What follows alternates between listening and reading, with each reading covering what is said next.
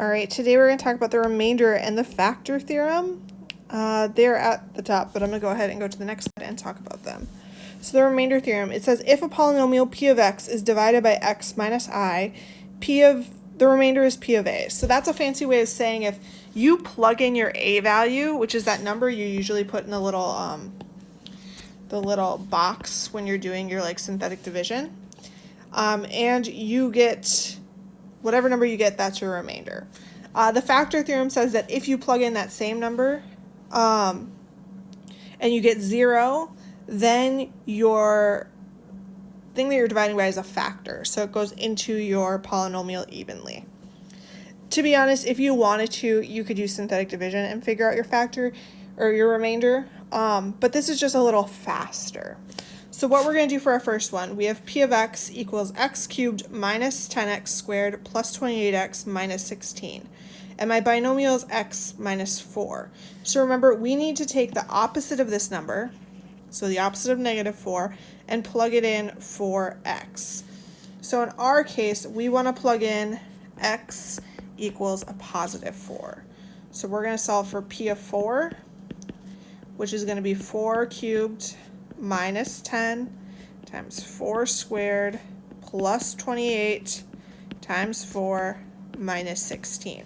Now, I'm going to recommend that you do this piece by piece because if you try to do it all at once, you will probably put something weird into your calculator and not get the right answer.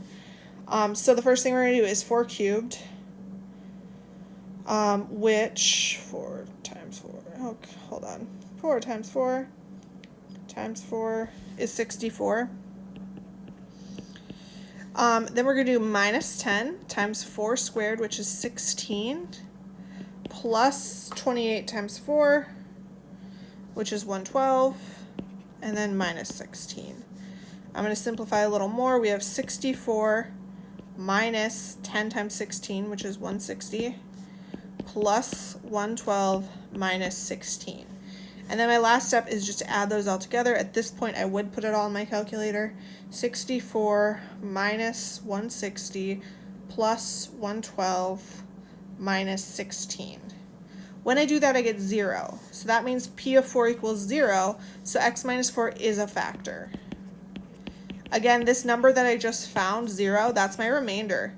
So if my remainder is 0, it'll be a factor. If my remainder is anything other than 0, it's not a factor.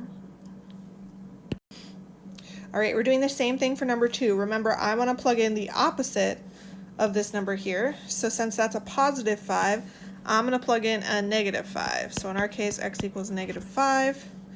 We're doing p of negative 5, which is 2 times negative 5 to the 4th, plus 9 times negative 5 cubed, minus 2 times negative 5 squared, plus 6 times negative 5, minus 40.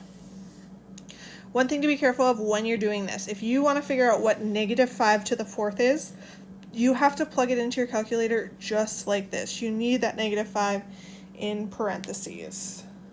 So for my first part, we're going to figure out what that is. So I'm going to do negative 5 to the power of 4. And I get 625. So we're really going to have 2 times 625 plus 9 times negative 5 to the 3rd. Again, make sure that negative 5 is in parentheses. That would give you a negative 125. And then we'll do minus 2 times negative 5 squared, which would give you a 25. And then we have 6 times negative 5, which is a negative 30, and then minus 40. Again, we're going to simplify once more. So I'm doing 2 times 625, which is 1,250. We're doing 9 times negative 125, which is a negative 1,125. We're doing negative 2 times 25, which is a negative 50. And then minus 30, minus 40. My last step, type the whole thing into a calculator. So we're doing 1,250 minus 1,125 minus 50, sorry, I hit the wrong button on my calculator.